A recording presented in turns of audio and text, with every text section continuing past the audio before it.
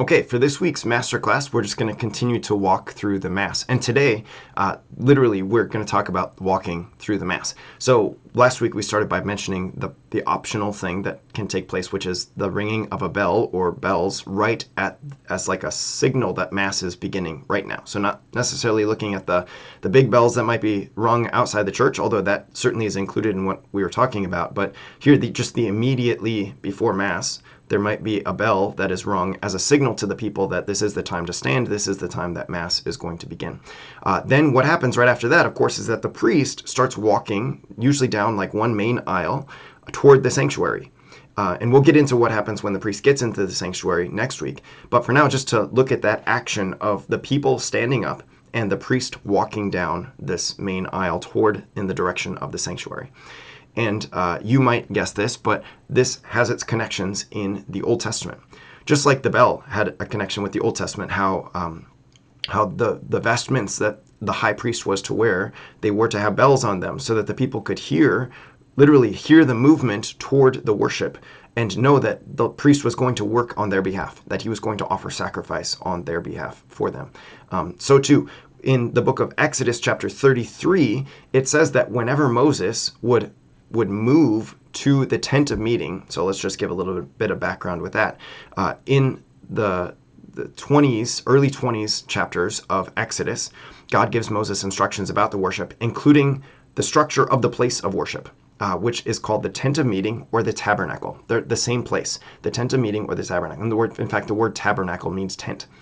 So whenever Moses would go toward the tent of meeting, to be with the Lord, to pray and to commune with him, the people would stand at the entrance of their own tents. So listen what it says in Exodus 33, verse 8. It says, all the people would rise and stand, each at the entrance of their tent, and look after Moses until he had gone into the tent.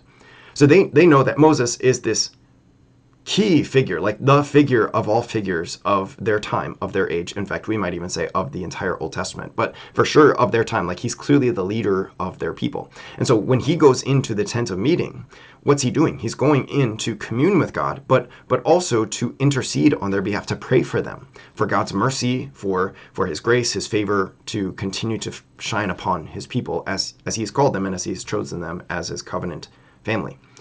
So anyway, so they stand at the entrance of their tent because they're fully aware that Moses is for them and that he's going to be for them so that God can continue to be for them. So it's just like this really pivotal moment that they would do.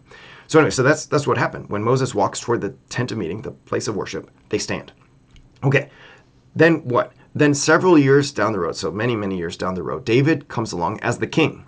And one thing that David does, of course, but let's also just give more history here. David, of course, moves into the city Jerusalem. He establishes the capital city, Jerusalem, as the capital city of God's nation, of God's kingdom.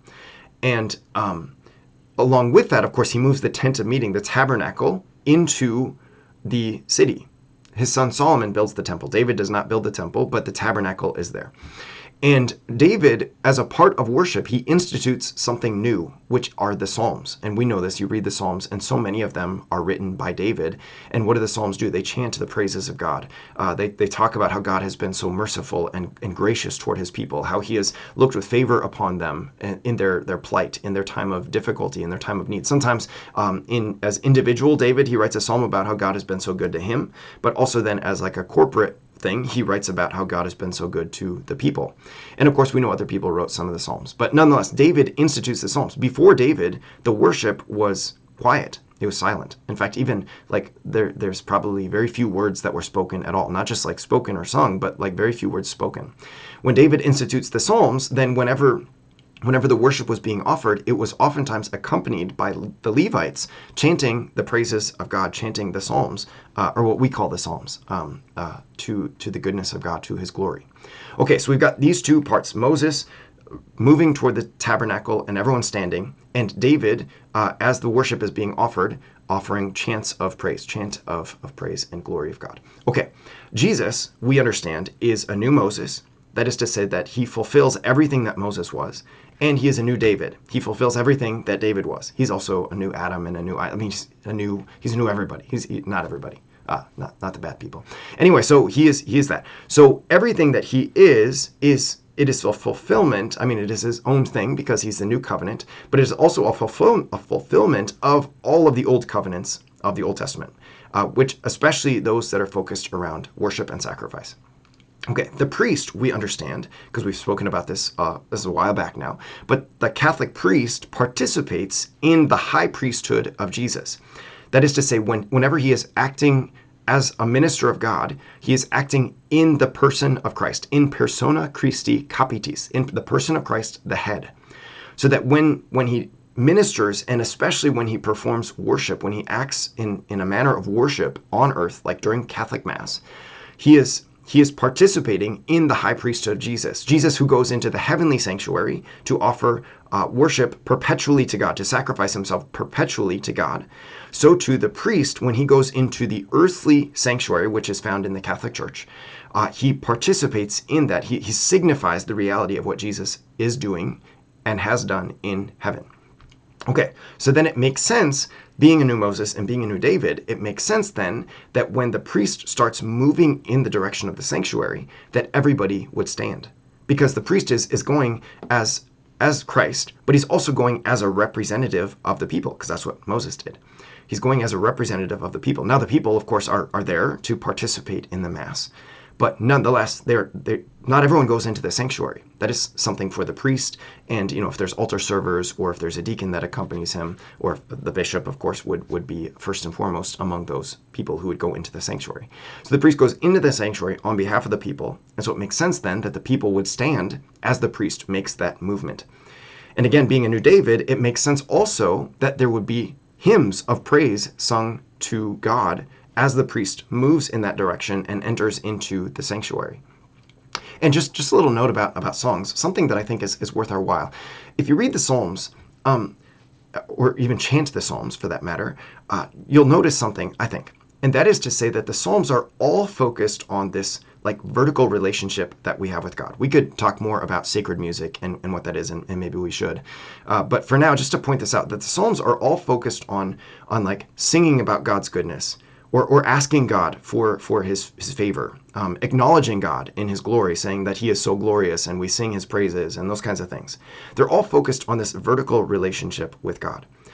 And so if that's the case, I think it's certainly worth our attention and intention to come to worship with our songs that are focused on that same thing, singing the praises of God and acknowledging his glory and talking about how good he's been to us.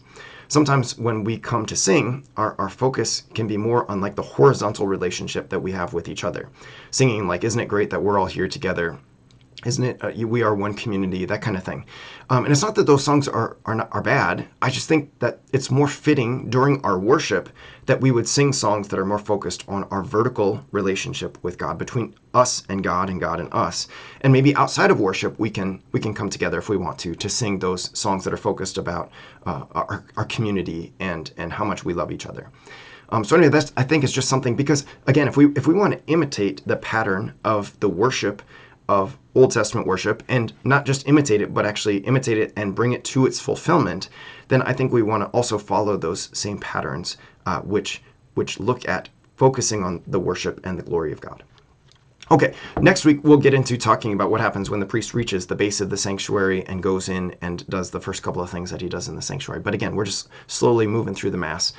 So whenever you come to Mass next, which hopefully is every Sunday, if not even more often, and you are invited to stand and to sing, just recognize you're doing something that's actually, again, connected to years and years and years and years of history, and is now fulfilled in Christ. And you're participating in that fulfillment, which is just a really neat thing. So we'll plan to see you next week. God bless you.